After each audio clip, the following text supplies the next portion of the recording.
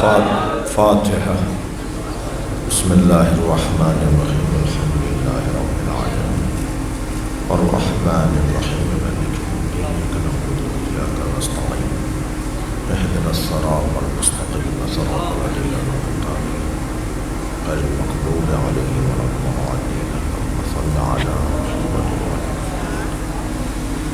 اعوذ باللہ من الشیطان الرجیم بسم اللہ الرحمن الرحیم الحمد للہ الذی لا یبلغ مدحتہ القائلون ولا یحصی نعماءہ العادون ولا یعدی حقہ المجتہدون الذی لیس لصفتہ حد محدود ولا نعت موجود ولا وقت معدود ولا اجل ممدود فطر الخلائق بقدرتہ ونشر الریاح برحمتہ الصلاة والسلام علی الرسول المسدد المصطفى الامجد المحمود الاحمد سیدنا و مولانا و مولا الکونین جد الحسن والحسین معانی والقاسم محمد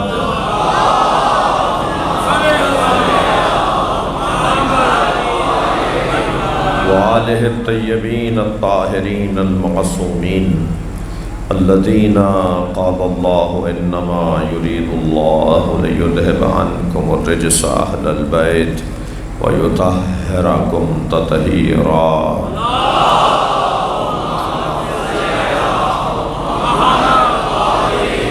ولعنة الله على أعدائهم أجمعين من يوم عداوتهم إلى قيام يوم الدين أما بعد قال الحكيم في قرآن الكريم بسم الله الرحمن الرحيم فمن حاجك فيه من بعد ما جاءك من العلم فقل تعالوا ندعو أبناءنا وأبناءكم ونساءنا ونساءكم وأنفسنا وأنفسكم ثم نبتهل فنجعل لعنة الله على الكاذبين صلوات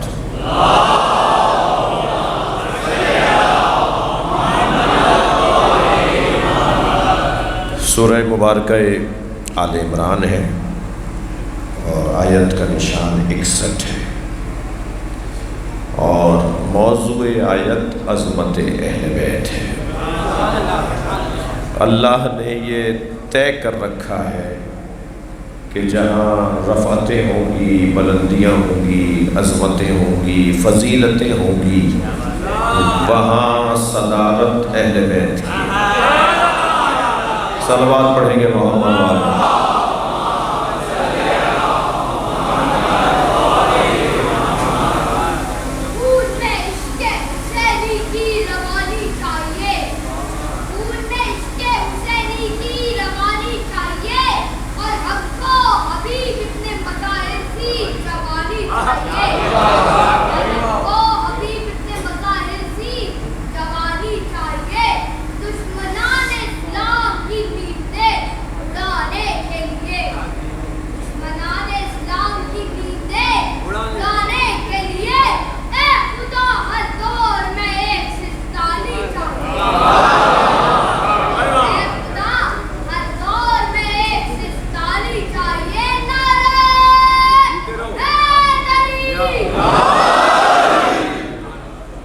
آیہ کریمہ کا عنوان عظمت اہل بیت۔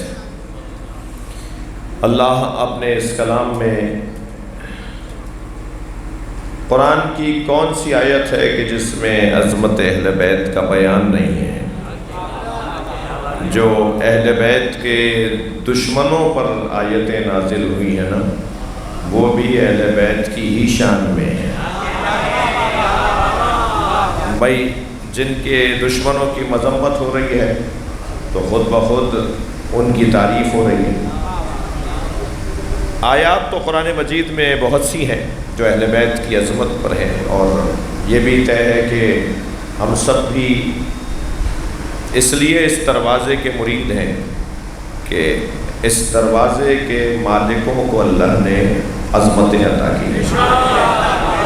آپ کی سماعتیں میرے ساتھ ہیں، میں ابتدائی تمہیدی بیان سے گزر رہا ہوں۔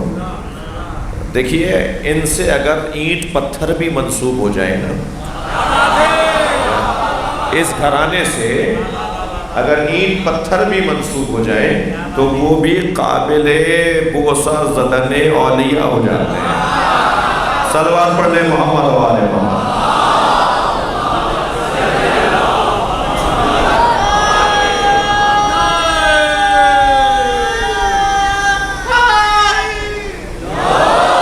لہذا قرآن مجید سورہ مبارکہ نور میں اللہ نے ارشاد فرمایا، فی بیوت اذن اللہ ان ترفع ویذکر اسمہ ویسبح لہ فیہا بالغدو والآصال۔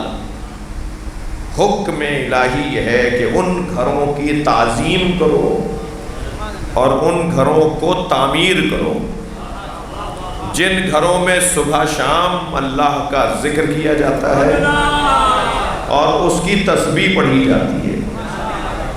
تو آیت جب نازل ہوئی تو اصحاب کا ایک حلقہ تھا سرکار کے گرد۔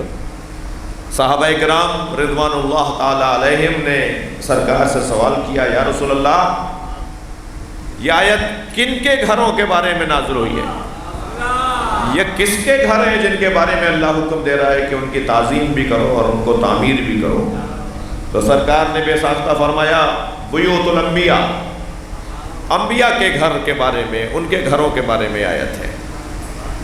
بات سوال جواب مکمل ہو گیا۔ سرکار سے سوال ہوا کہ یہ گھر کون سے ہیں جن کو بنانے کا اور جن کی تعظیم کرنے کا اللہ حکم دے رہا ہے؟ سرکار نے جواب بھی دے دیا کہ وہ گھر انبیاء کے ہیں۔ بات مکمل ہو گئی تھی۔ جس کی جو خدمت ہو وہ یاد رکھنی چاہیے۔ تو برابر سے حضرت ابوبکر کی آواز آئی، ھذا المکان منہا، علی و بطول کا گھر ان میں سے ہے۔ بھائی یہ سوال بتا رہا ہے، توجہ ہے، یہ سوال بتا رہا ہے کہ حضرت کے نزدیک یہ گھر ان گھروں میں ہے۔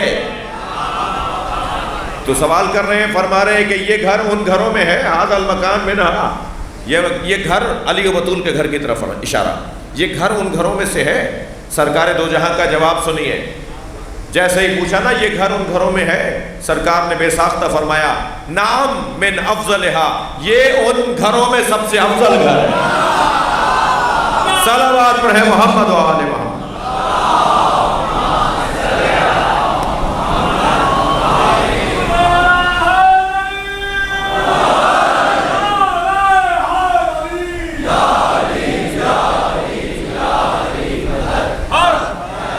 ایک اور صلوات نبی کی ذات پہ دلا۔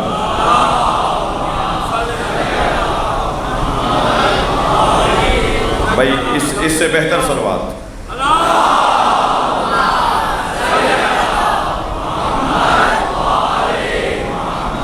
توجہ کر لیا آپ نے۔ گفتگو کا عنوان میں نے یہ قرار دیا کہ جس دروازے پر ہم بیٹھے ہیں اس سے اچھا دروازہ نہیں ہے۔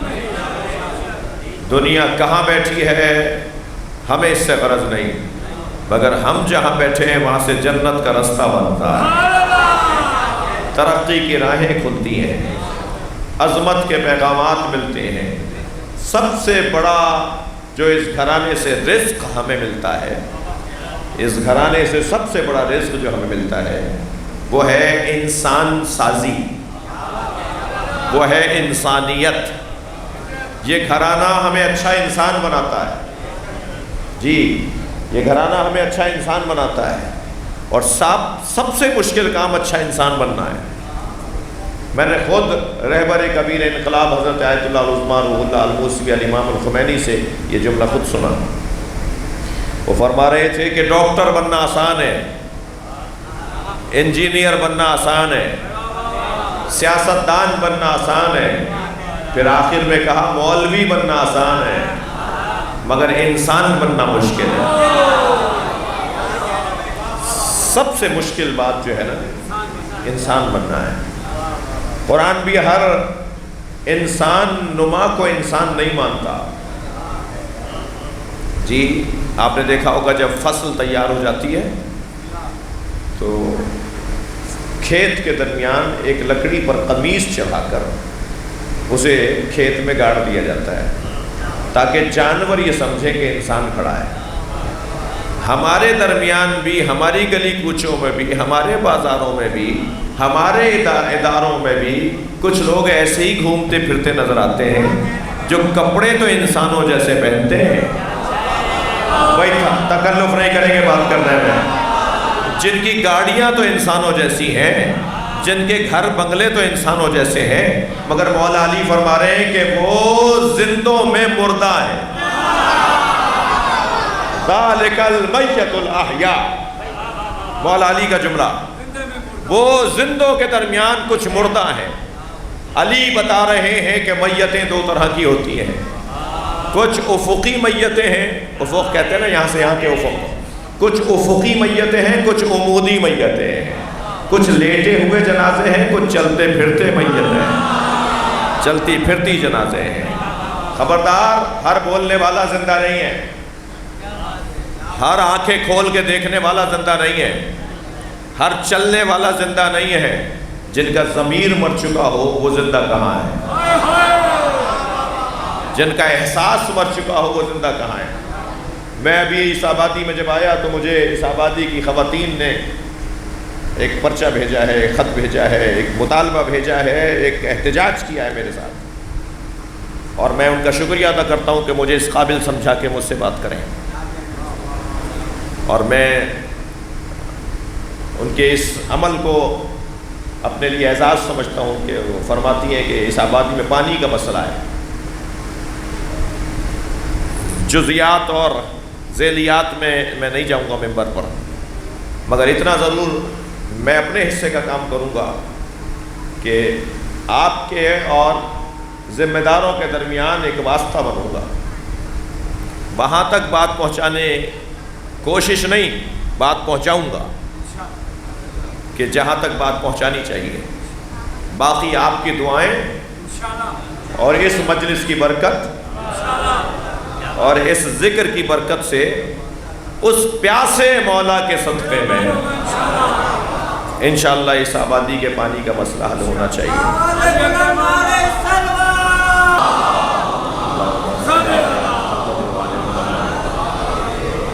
کچھ پڑھنا چاہتے ہیں آپ؟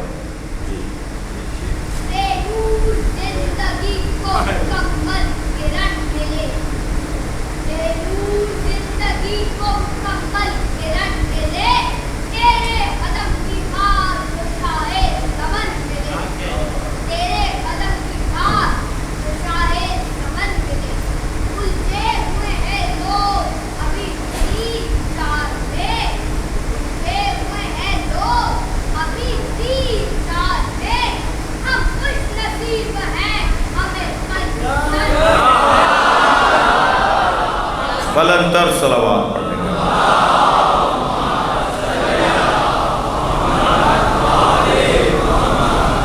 اللہ چاہتا یہ ہے کہ اہل بیت کے دروازے پہ مجمع لگے، رونق اہل بیت کے دروازے پر ہو۔ اللہ سب کو یہاں لانا چاہتا ہے، اور آج آپ محنت کر لیجئے، کل یا آپ خود دیکھیں گے یا آپ کی نسلیں دیکھیں گی کہ ہونا یہی ہے جو اللہ چاہتا ہے۔ سب اسی دروازے پر آئیں گے۔ مجھے اس ملنگ سے بڑا پیار ہے جو کنٹھے گلابے چٹے چٹیا بندے چھوڑ کر ہاتھ میں ڈنڈا اٹھا کر گلی کوچوں میں آوازیں لگاتا ہے، آج نہیں کل سب علی علی کہیں گے۔ آپ یقین جانیے کہ اسی طرف ماحول جا رہا ہے، لوگ اس دروازے پر جوق در جوق آتے جا رہے ہیں۔ یہ بڑے بڑے امام بارگاہ جو آج ہمارے پاس ہیں، ہمارے ان بزرگوں نے بہت بڑے امام بارگاہ بنائے تھے جو آج چھوٹے پڑ رہے ہیں۔ امام بارگاہ چھوٹا نہیں ہوا ہے، حسین کے مریدوں میں اضافہ ہو گیا ہے، اور یہ عمل مسلسل بڑھے گا۔ جیسے جیسے شامہ سالم ہوتا چلا جائے گا، توجہ، جیسے جیسے شامہ سونگھنے کی صلاحیت سالم ہوتی چلی جائے گی، ایسے ایسے کربلا کی خوشبو آنا شروع ہوگی، اور یہ کام آگے بڑھے گا۔ اللہ چاہتا یہ ہے کہ اہل بیت کے عظمت کو بیان کیا جائے۔ اس نے کبھی تو صراحت کے ساتھ اور کبھی اشاروں میں بات کی ہے، کبھی اس نے ہمیں اس دروازے سے آشنا کیا ہے اشاروں میں، اور کبھی اس نے صراحت کی ہے۔ مثلا کبھی کہا فَاسْأَلُوا أَهْلَ الذِّكْرِ إِن كُنتُمْ لَا تَعْلَمُونَ، اگر نہیں جانتے ہو تو اہل ذکر سے پوچھو، جو نہیں جانتے ہو وہ ان سے پوچھ لو جو اہل ذکر ہیں۔ تو ہم جو نہیں جانتے وہ جانتے ہیں، تو پہلے تو ہم اپنی جہالت کا پتہ لگائیں کہ ہم کیا نہیں جانتے۔ دنیا کا کوئی فرد ایسا نہیں ملے گا جو یہ کہے کہ میں سب جانتا ہوں۔ وہ کہیں نہ کہیں آ کر کھڑا ہوتا ہے اور کہتا ہے اب مجھے نہیں پتا کہ آگے کیا ہونا ہے۔ تو جو نہیں جانتے ہو وہ ان سے پوچھ لو، تو اس کا مطلب ہے کہ وہ جانتے ہیں جو تم نہیں جانتے۔ ان کے علم کا جو دائرہ اور وسعت ہے وہ تمہاری جہالت کے ساتھ جڑی گئی ہے، جو تم نہیں جانتے وہ جانتے ہیں۔ تو دنیا میں جب یہ اعلان اللہ نے مجید کی صورت میں کر دیا کہ ان سے پوچھو، فَاسْأَلُوا، سوال کرو، تو قرآن کہہ رہا ہے سوال کرو۔ اب قرآن کہہ رہا ہے سوال کرو اہل ذکر سے، تو ہمیں کیسے پتہ چلے کہ اہل ذکر کون ہے؟ تو جب ہم نے تاریخ کا صفحہ کھول کے دیکھا تو ہمیں ایک علی نظر آیا جو کہہ رہا ہے سلونی، مجھ سے پوچھو میں تمہیں بتاؤں گا۔ اب مولا کائنات اگر یہ فرما رہے ہیں کہ مجھ سے پوچھو میں بتاؤں گا، اور قرآن کہہ رہا ہے کہ اس سے پوچھو، تو خود واضح ہو گیا کہ کون اہل ذکر ہے۔ وہی اہل ذکر ہے جو ہر سوال کا جواب دے سکے۔ اور کون ہے جو ہر سوال کا جواب دے سکتا ہے؟ 27 مشکل سوال جوڑ، چھٹے سوال پر بھول گئے کہ 7واں کیا تھا۔ مولا نے فرمایا کہ میں بتاؤں 7واں کیا تھا، 8واں کیا تھا، 9واں کیا تھا۔ جو سوال بھی بتائے اور جواب بھی بتائے اسی کو کہتے ہیں اہل ذکر، جو حق رکھتا ہے کہ کہے کہ جو چاہو مجھ سے پوچھ لو، اور پھر یہ کہہ کر کہ میں زمین کے رستوں سے زیادہ آسمان کے رستے جانتا ہوں۔ علی نے اپنا دائرہ علمی کو بھی اتنا وسیع کر دیا کہ ہماری پہنچ وہاں نہیں ہے کہ جہاں علی کی پہنچ ہے۔ یہ اللہ نے ایک انداز سے اہل بیت کا پتہ بتایا، یہ ایک انداز سے اس دروازے سے ہمیں جوڑا ہے، اور سب سے حسین عنوان بھی علم کا عنوان ہے۔ اس گھرانے کی سب سے بڑی فضیلت علم ہے۔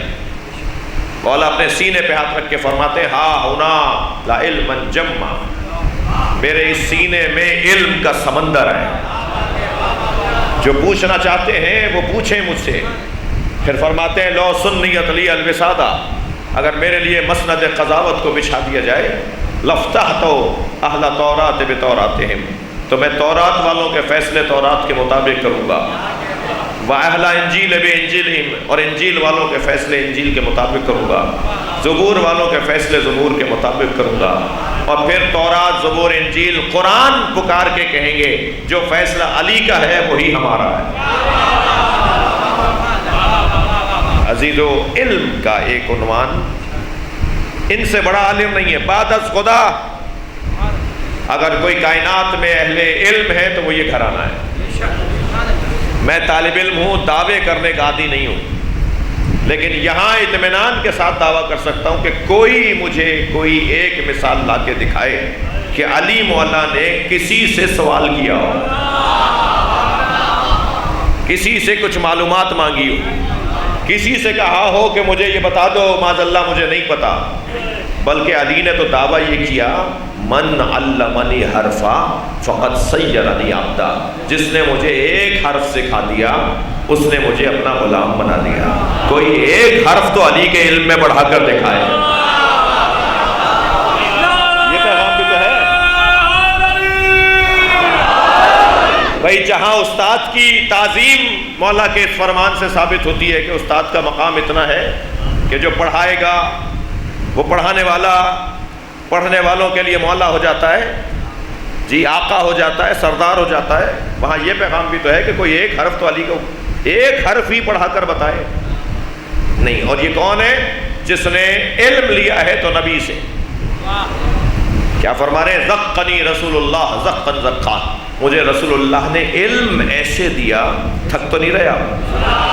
مجھے رسول اللہ نے علم ایسے دیا جیسے پرندہ اپنے بچے کو دانا دیتا ہے۔ بھائی توجہ بڑھائیں گے تو میں کچھ کہوں۔ دیکھیے مولا نہیں فرما رہے کہ مجھے رسول اللہ نے علم ایسے دیا جیسے ماں اپنے بچے کو دودھ پلاتی ہے، چاہتے تو کہہ دیتے مجھے رسول اللہ نے علم ایسے دیا جیسے ماں اپنے بچے کو دودھ دیتی ہے، جی نہیں فرمایا۔ فرمایا مجھے رسول اللہ نے علم ایسے دیا جیسے پرندہ اپنے بچے کو دانا دیتا ہے، اس لیے کہ ماں جو کھاتی ہے پیتی ہے وہ پلاتی نہیں ہے، یا لفظ بدل لیجئے جو پلاتی ہے وہ کھاتی نہیں ہے، وہ کھاتی بہت ساری چیزیں ہیں پھر جا کے دودھ پلاتی ہے، یعنی لیتی کچھ اور ہے دیتی کچھ اور ہے۔ مولا فرما رہے رسول اللہ مجھے ایسے علم دیتے تھے جیسے پرندہ اپنے بچے کو دانا دیتا ہے، اور پرندہ جو لیتا ہے وہی کھلاتا ہے۔ صلوات پڑھے محمد و آل محمد۔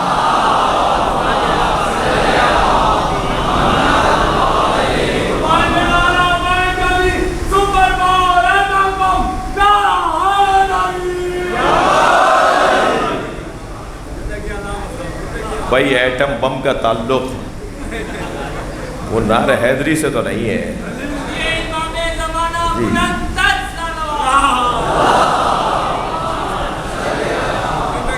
ہم تو نعرہ حیدری لگاتے ہیں دلوں کو نرم بنانے کے لیے۔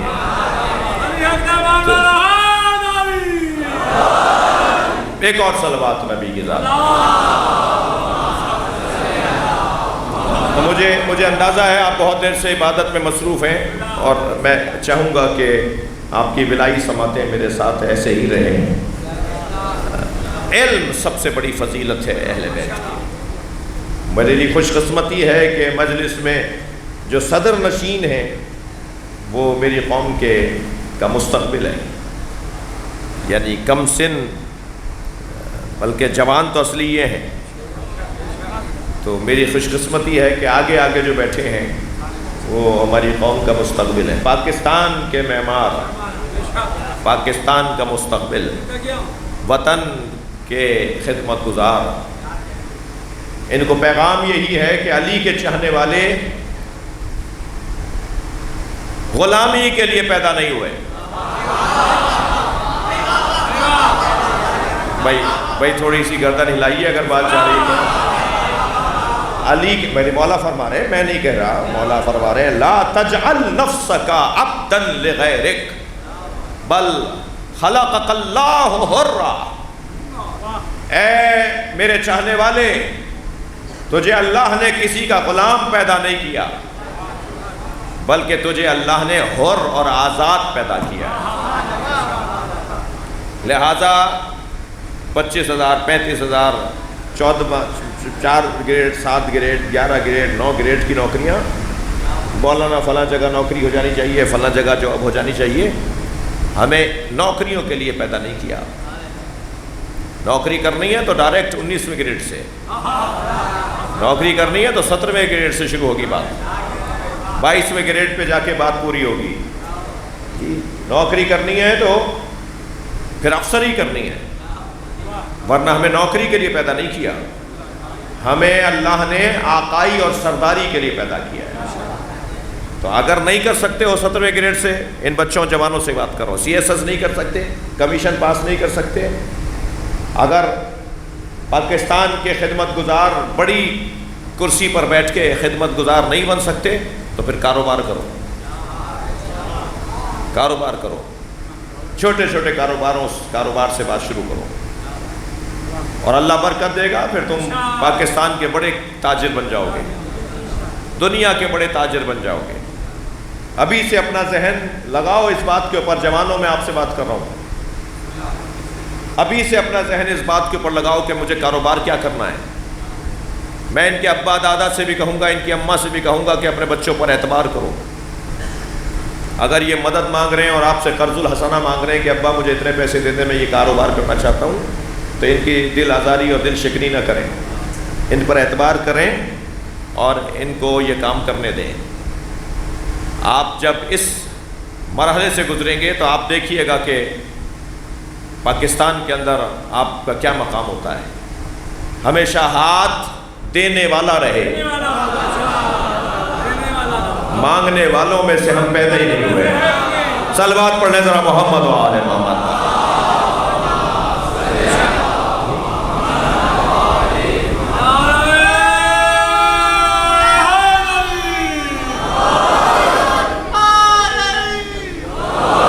توجہ کر لیا آپ نے؟ بہتر سے بہتر تعلیم، بہتر سے بہتر تحقیق وہ جوان میرے معصوم امام کو پسند نہیں ہے جو فارغ رہتا ہو۔ وہ جوان میرے مولا کو پسند نہیں ہے جو فارغ رہتا ہو، کچھ نہ کچھ پڑھتا رہتا ہو، کچھ نہ کچھ کرتا رہتا ہو۔ وہ ائمہ اہل بیت کو اچھا لگتا ہے اپنا چاہنے والا۔ اگر بیچ میں 3 مہینے کا تعلیم میں گیپ آ گیا ہے تو تلاش کرو کہ 3 مہینے کا کون سا کورس کون سی اکیڈمی میں ہو رہا ہے۔ جی ارسطو اور سقراط سے پڑھ کر تو کوئی دانشور نہیں ہوگا ائمہ کے بعد، اہل بیت کے بعد ان بڑے دانشوروں کے نام ہے نا۔ جی ارسطو کا انتقال ہو رہا ہے، سرہانے ایک فقیہ آ کر بیٹھے ہیں، جان کنی کی کیفیت ہے، کسی بھی وقت ہم نکل جائے گا، بڑھاپا ہے، ضعیفی ہے، مثال کے طور پر جان کنی ہے۔ تو اس عالم دین سے خواتین کے مخصوص مسائل میں سے ایک مسئلہ پوچھا۔ اس عالم دین نے بتا تو دیا، مگر پھر سوال یہ کیا کہ تم مرد ہو، مر رہے ہو، بوڑھے ہو، خواتین کے مسئلوں سے تمہارا تعلق کیا ہے؟ ایسے عالم میں بھی تم وہ مسئلہ پوچھ رہے ہو۔ تو جملہ بڑا حسین ہے، کہتے ہیں کہ یہ بتائیے جان کر مروں بہتر ہے یا جاہل مروں بہتر ہے؟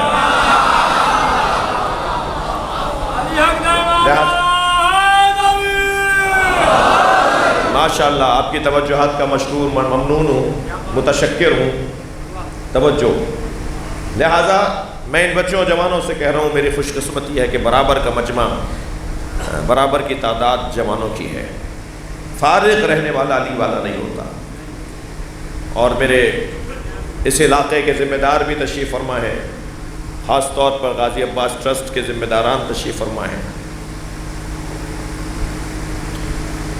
مختلف انجمنوں کے لوگ تشریف فرما ہیں، مختلف قومیات کے لوگ تشریف فرما ہیں۔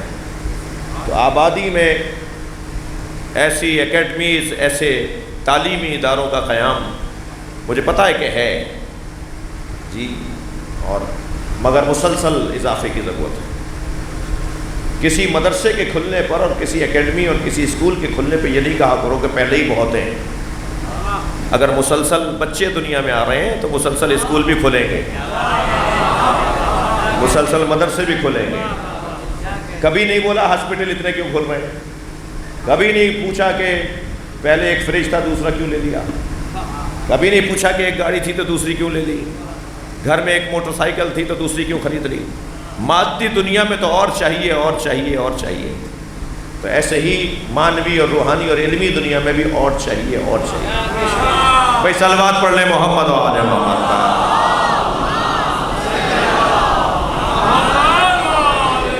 بلکہ میری آرزو ہے، میری خواہش ہے، پسند نہ آئے تو اسے سنی انسنی کر دیجیے گا، اور پسند آئے تو اس پہ کبھی شاید آرزو پوری ہو جائے کہ ہمارے جتنے امام بارگاہ ہیں ان میں کوئی ایک حصہ روزانہ کی بنیاد پر جدید اور عصری تعلیم کے انتظام کا ہونا چاہیے۔ جی میٹرک کی ٹیوشن دی جا رہی ہو، فرسٹ انٹر کا ٹیوشن دیا جا رہا ہو، جی سی ایس ایس کی تیاریاں کروائی جا رہی ہوں، کمیشن کے بچوں کی تیاریاں کروائی جا رہی ہوں، اور اس انداز سے آگے بڑھیں۔ میں آپ کو یقین سے اس ممبر پہ بیٹھ کے مولا حسین کی قسم کھا کے کہتا ہوں کہ اگر اس انداز سے ہماری قوم آگے بڑھے گی تو مولا علی اپنے شیعوں سے راضی ہوں گے، اور علی راضی ہو گئے تو بس پھر اللہ راضی ہے، سب کچھ ہمارے ہاتھ میں ہے۔ سب سے بڑا عنوان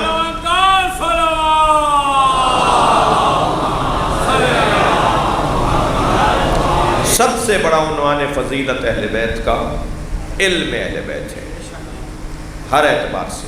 تو ایک انداز اللہ نے اہل بیت سے آشنائی کا ہمیں یہ عطا کیا کہ فَاسْأَلُوا أَهْلَ الذِّكْرِ إِن كُنتُمْ لَا تَعْلَمُونَ، اگر نہیں جانتے ہو تو اہل ذکر سے پوچھو۔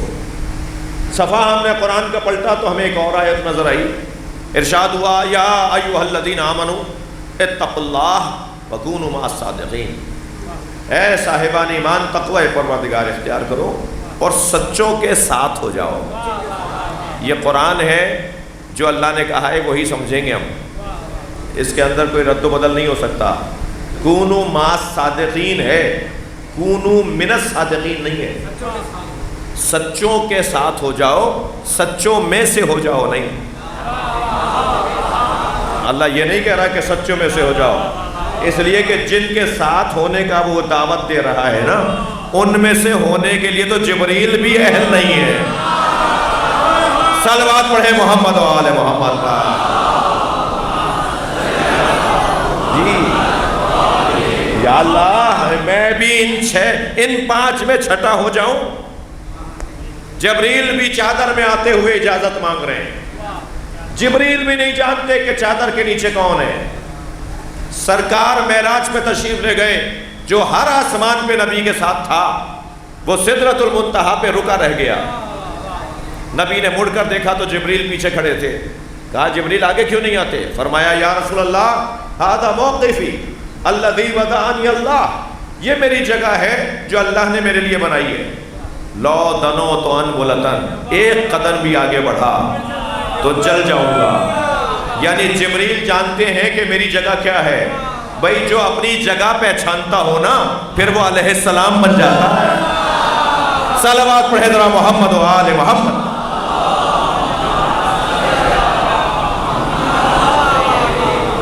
میں اس آیہ کریمہ پہ غور کر رہا ہوں، یا ایھا الذین آمنوا اتقوا اللہ وکونوا مع الصادقین، اے صاحبان ایمان تقوی پروردگار اختیار کرو اور سچوں کے ساتھ ہو جاؤ، سچوں میں سے ہو جاؤ کی دعوت نہیں ہے۔ جی ہمیں اپنی حدوں کا پتہ ہونا چاہیے۔ میری قوم کی مشکلات پریشانیوں کا ایک حل دینے جا رہا ہوں۔ قومی درد رکھنے والوں میں آپ آخر میں ہی مانیں مگر مجھے مانیں گے، قومیات کا درد رکھنے والوں میں آپ آخر میں رکھیے مگر میں آخری ضرور بندہ ہوں کہ جو قوم کا درد رکھنے کی کوشش کرتا ہوں۔ میری قوم کی مشکلات کا ایک حل ہر شخص کو، توجہ ہے، توجہ بڑھائیں گے تو کہوں گا، ہر شخص کو اپنی حدوں کا پتہ ہونا چاہیے۔ ہر شخص کو اپنی حدوں کا پتہ ہونا چاہیے۔ ہماری قوم کا کوئی فرد نہیں ہے جس کی کوئی حد نہ ہو۔ میں آپ کی اور اپنی بات اور اپنے جیسوں کی بات کر رہا ہوں۔ ہر شخص کی ایک حد ہے، اس سے آگے بڑھے گا تو فساد پھیلائے گا، اس سے آگے بڑھے گا تو نقصان پہنچائے گا۔ ہر شخص اپنی حدوں کو پہچانے، بس حدوں کو پہچان لینا ہی ہنر ہے۔ ایک شخص نے آ کر میرے مولا امام رضا علیہ السلام سے کہا،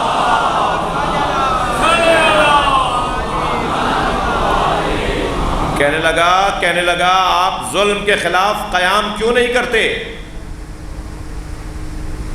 اچھا مولا سے ظلم کے خلاف قیام کی جو توقع رکھتا ہے تو اس کا مطلب ہے کہ مولا کا چاہنے والا تھا، جی ظلم کا شکار تھا اور مظلوم تھا اور اہل بیت کا چاہنے والا تھا۔ کہتا ہے آپ ظلم کے خلاف قیام کیوں نہیں کرتے؟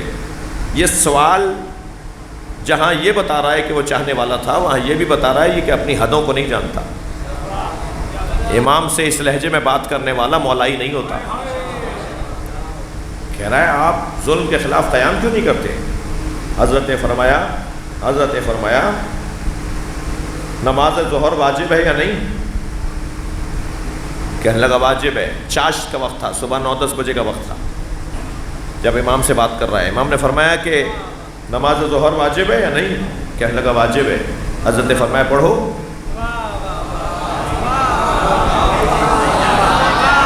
بہت شکریہ۔ کہنے لگا ابھی وقت نہیں آیا۔ حضرت نے فرمایا یہی تمہارا جواب ہے۔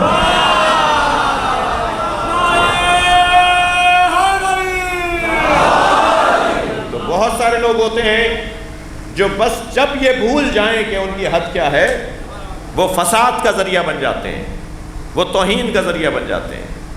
جا رہے ہیں میرے مولا جنگ نہروان پر، جنگ علی نے 80 سے زیادہ لڑی ہیں، مگر اپنی زندگی کی آخری جنگ مولا نے جو لڑی ہے وہ جنگ نہروان ہے. جس سواری پر بیٹھ رہے ہیں وہ گھوڑی ہے، اتفاق سے پیٹ سے بھی ہے. مولا گھوڑی پر بیٹھ چکے تھے کہ ایک شخص دوڑتا آیا، علی مولا نہ جائیے، آپ کا ستارہ گردش میں. ہاں کچھ لوگ ہوتے ہیں جو ائمہ کا حساب بھی لگاتے ہیں. مولا بیٹھے بیٹھے اتر آئے، حضرت نے اس کو قریب آتے ہوئے دیکھا، فرمایا تو ستاروں کو جانتا ہے؟ کہنے لگا ستارہ شناسی میرا کام ہے، میں فلکیات کا ماہر ہوں، ستاروں کو جانتا ہوں. حضرت نے فرمایا بتا وہ کون سا ستارہ ہے جب اپنی جگہ سے حرکت کرتا ہے ستارہ ہلتا ہے تو فلاں اونٹوں پر فلاں کیفیت طاری ہوتی ہے. کچھ نہیں پتا تھا. حضرت نے فرمایا چل یہ بتا دے وہ کون سا ستارہ ہے. یہ والا ستارہ نہیں جانتا تو یہ والا کون سا ستارہ ہے جو اپنی جگہ سے ہلتا ہے تو بلیوں پر فلاں کیفیت طاری ہوتی ہے. کچھ نہیں پتا تھا. حضرت نے فرمایا اچھا وہ آسمان کی باتیں کر رہا تھا، بتا میری گھوڑی کے سم کے نیچے کیا ہے. بڑی عنایت، نہیں پتا تھا اسے کہ سم کے نیچے کیا ہے. حضرت نے گھوڑی کے شکم پہ ہاتھ رکھ کے فرمایا بتا اس میں نر ہے یا مادہ.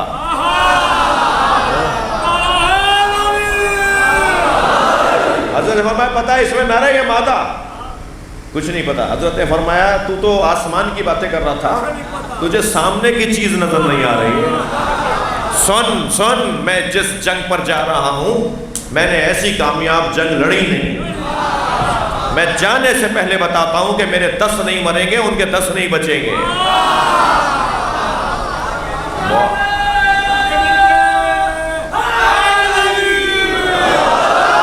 علی نے جانے سے پہلے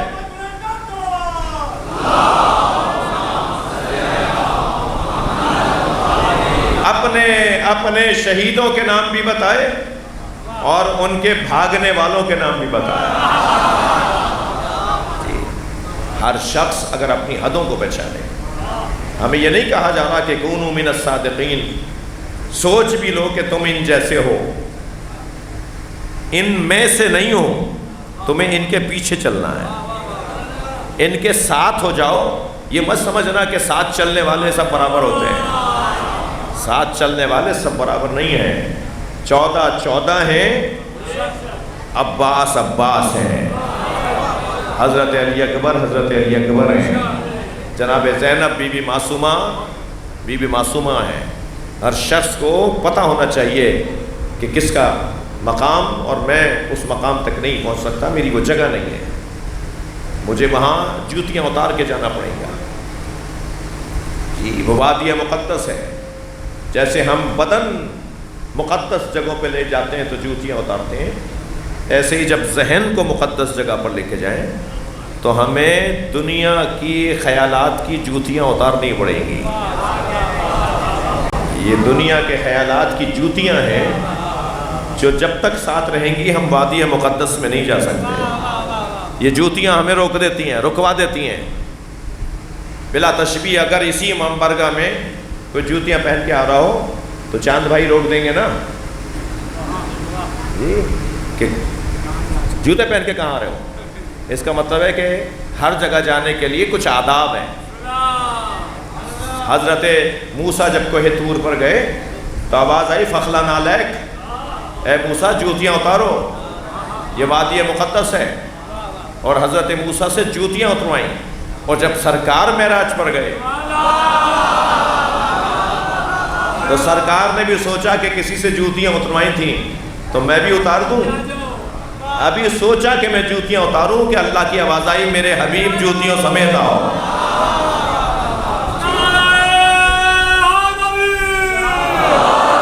اور سرکار جوتیوں کے ساتھ جس جگہ پر گئے ہیں اس جگہ کو سورہ مبارکہ النجم میں اللہ نے ارشاد فرمایا وَهُوَ بِالْأُفُقِ الْأَعْلَىٰ. میرا نبی سب سے بلند جگہ پر تھا. جو نبی جوتیوں سمیت سب سے بلند مقام پر ہو، اس کا مطلب کیا یہ نہیں ہے کہ ساری دنیا نبی کی جوتیوں کے نیچے ہے. جس کی جوتیوں کا مقابلہ نہ کر سکے کوئی، اس کے حسن و حسین کا مقابلہ کیا کرے گا، اس کے خون کا مقابلہ کیا کرے گا.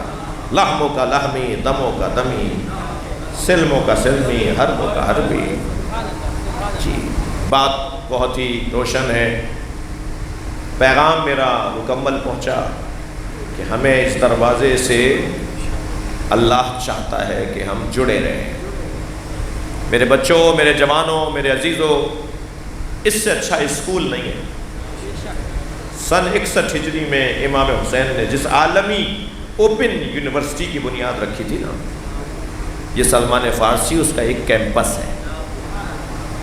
اور یہاں کی کلاس کا رنگ تو دیکھیے، یہ چھوٹا سا بچہ بھی کچھ لینے آیا ہے، وہ بزرگ بھی کچھ لینے آیا ہے، وہ ککڑی کا ٹھیلا چھوڑ کر، وہ ٹماٹر کا ٹھیلا چھوڑ کر مجلس میں جا کے بیٹھتا ہے، وہ بھی کچھ لینے آیا ہے، وہ فیکٹری کا مالک بھی کچھ لینے آیا ہے، وہ سیکٹری صاحب، وہ وزیر صاحب بھی یہاں کچھ لینے آتے ہیں۔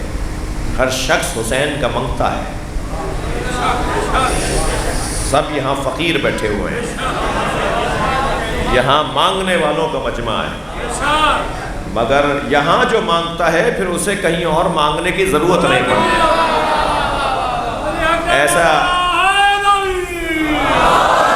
ایسا اعتماد دیتے ہیں، ایسی خودی بخشتے ہیں، ایسا اپنے اوپر بھروسہ اور غنا عطا کرتے ہیں کہ پھر کسی اور سے مانگنے کا دل ہی نہیں کرتا۔ یہ اتنا دے دیتے ہیں کہ پھر مانگنے کی ضرورت ہی نہیں رہتی، اور ان سے مانگنے میں، بار بار مانگنے میں مزہ بھی آتا ہے۔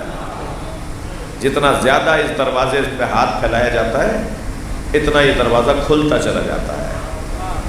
آپ ذرا اپنے سگے چچا سے تو 3 دفعہ کچھ مانگ کے دکھائیے، 4تھی دفعہ وہ گھر میں ہی نہیں آنے دیں گے۔ جتنا سگے بھائی سے کر لیجئے تجربہ، 4تھی دفعہ بھائی منع کر دے گا کہ بھائی کب تک دوں۔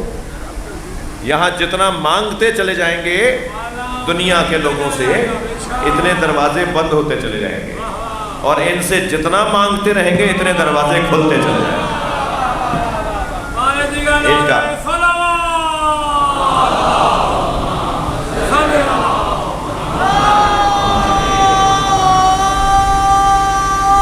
مل کے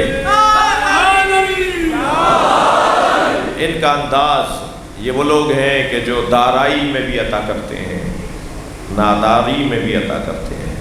ان کے پاس ہوتا ہے تب بھی دے دیتے ہیں، ان کے پاس نہیں ہوتا تب بھی دے دیتے ہیں۔ نہیں ہوتا تو کیسے دیتے ہیں؟ انہیں اللہ نے شجرہ طیبہ بنایا ہے، شجرہ طیبہ جو ہر موسم میں پھل دیتا ہے، جو ہر حال میں پھل دیتا ہے۔ یہ خود اسیر ہوتے ہیں مگر وہ زبانوں سے رہائی دلواتے ہیں۔ اگرچہ یہ بات آگے کی تاریخوں کی ہے، مگر امام سجاد تشریف فرما ہے کہ ایک ہرنی کا شکار کر کے شکاری گزرا زندان کے قریب سے، دور سے ہرنی نے امام کی طرف دیکھ کر فریاد کی۔ امام نے اس کا پہلا ہی جملہ، پہلی بات سن کر آواز دی اس شکاری کو، بھائی میری ایک بات سن لے۔ اب ہاتھوں میں ہتھکڑیاں ہیں، پیروں میں بیڑیاں ہیں، اسیر ہیں خود امام۔ امام نے فرمایا بھائی اس کے 2 بچے ہیں، وہ بھوکے ہیں، یہ مجھ سے فریاد کر رہی ہے کہ میں اس کی ضمانت لے لوں، میں اس کی ضمانت لے لوں، یہ جائے گی بچوں کو دودھ پلائے گی، پھر تمہارے پاس آ جائے گی، پھر تم اسے پکڑ کر لے جانا۔ میں ایک جملہ کہہ دوں یہیں، یہ آواز جو امام فرما رہے تھے کہ اس کے 2 بچے ہیں، وہ بھوکے ہیں، یہ دودھ پلا کے واپس آ جائے گی، یہ زندان میں جناب رباب نے نہ سنا ہو۔ اجرکم اللہ، جن کا بچہ بھوکا مار دیا، جن کے علی اصغر کو کربلا میں پانی کی جگہ تیر مار دیا، پانی پلانے لے گئے تھے امام حسین اور اس چھوٹے سے بچے کے گلے پہ تیر مار دیا۔ وہ تعجب سے کہنے لگا کہ آپ تو خود اسیر ہیں، آپ کے تو خود ہاتھوں میں ہتھکڑیاں ہیں اور آپ اس ہرنی کی ضمانت لے رہے ہیں۔ امام نے فرمایا ہمیں آزما لو، یہ واپس آئے گی، اس کی ضمانت ہم لیتے ہیں۔ اس نے کہا جی میرے لیے نئی بات ہے کہ کوئی اس حالت میں ہو اور وہ جانور کی بولی سمجھتا ہو اور بات بھی ایسی کر رہا ہو کہ جو بات سمجھ میں آ رہی ہے کہ اس کے بچے بھی ہیں. وہ رسی چھوڑ دیتا ہے. یہ ہرنی جنگل میں جاتی ہے, کچھ دیر کے بعد واپس آتی ہے, دوڑتی بھی آئی اور امام کے پیروں کا بوسہ دیا اور پھر گردن جھکا کر اس شکاری کے سامنے کھڑی ہو گئی کہ اب چاہو تو میرے گلے میں رسی ڈال دو. وہ پیروں میں گر گیا. یہودی تھا, مسلمان ہو گیا. پوچھتا ہے آپ کون ہیں؟ امام نے فرمایا میں علی ابن الحسین زین العابدین ہوں. جس کے بعد وہ مسلمان ہوتا ہے. اور یہ بھی ایک سبب لکھا ہے زندان سے اہل بیت کی رہائی کا.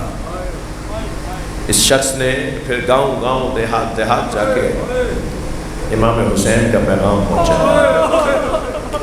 تم نے اس کے بچوں کو اسیر کیا ہوا ہے جو لوگوں کے ضامن بن جاتے ہیں, جو لوگوں کو رہائی دلواتے ہیں, جو حجت خدا ہیں, اللہ کے ولی ہیں. بس عزیزو بات میری مکمل ہو گئی. آج 13 محرم ہے. قافلہ کوفہ پہنچا ہے. اجرکم اللہ, اجرکم اللہ. جو رونے آئے ہیں اپنی آوازوں کو آزاد کریں گے.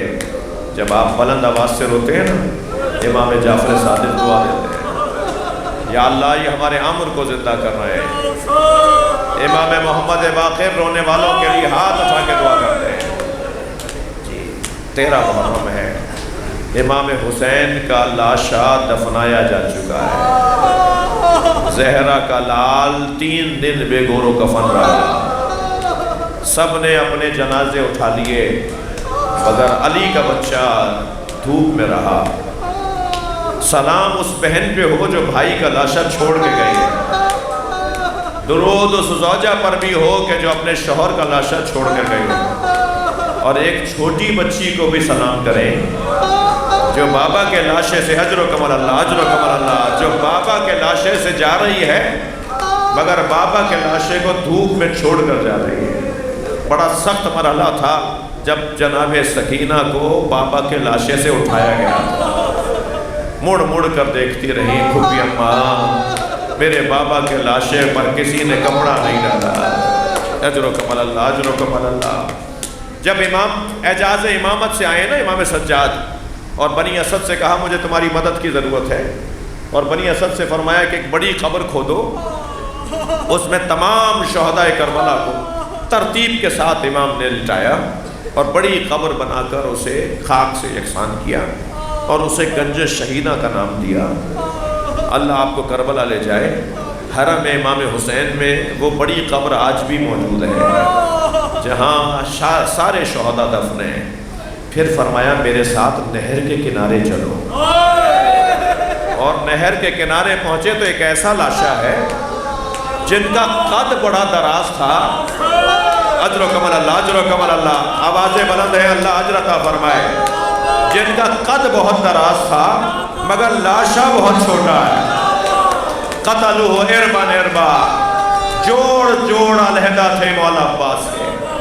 میرے مولا سجاد نے چٹائی میں لپیٹ کے لاشا قبر کے حوالے کیا اور قبر میں لٹاتے ہوئے فرمایا چچا آپ کو بابا کا جوار مبارک ہو.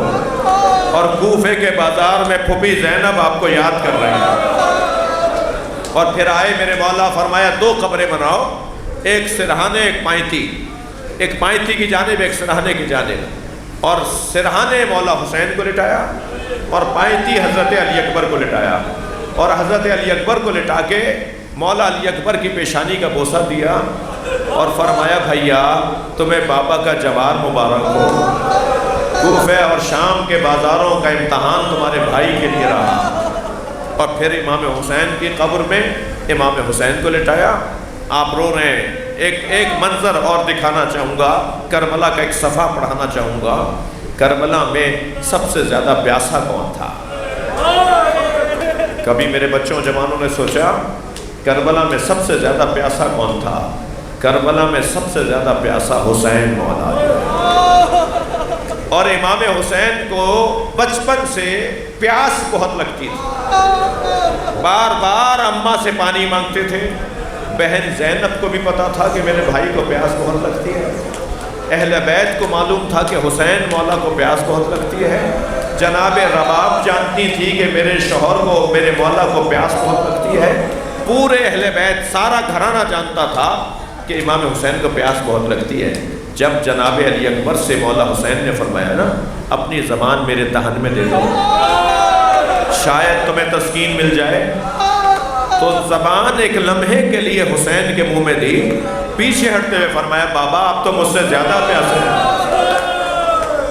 آپ نے بہت سنا ہوگا اور دیکھا ہوگا کہ بیٹیوں کو باپ سے بڑی محبت ہوتی ہے۔ میں نے کربلا کے میدان میں دیکھا ذوالجناح جب خبر شہادت لے کر آیا تو ڈھونڈ رہا تھا کہ سکینہ کہاں ہے، اور اسی خیمے پر اجر و کمال اللہ، اجر و کمال اللہ، اور اسی خیمے پر گیا جس خیمے میں جناب سکینہ تھی۔ جب پیر مارنے لگا نا جیسے ماتم کر رہا ہو اور سکینہ بی بی باہر آئیں تو آپ ذرا ذہن میں لائیے کہ حسین مولا کی پیاس کتنی تھی، جناب سکینہ کو بابا کے پیاس کا کتنا خیال تھا۔ میرا بابا پیاسا ہے، میرے بابا کو پانی بار بار چاہیے ہوتا ہے، میرا بابا بار بار پانی مانگتے ہیں۔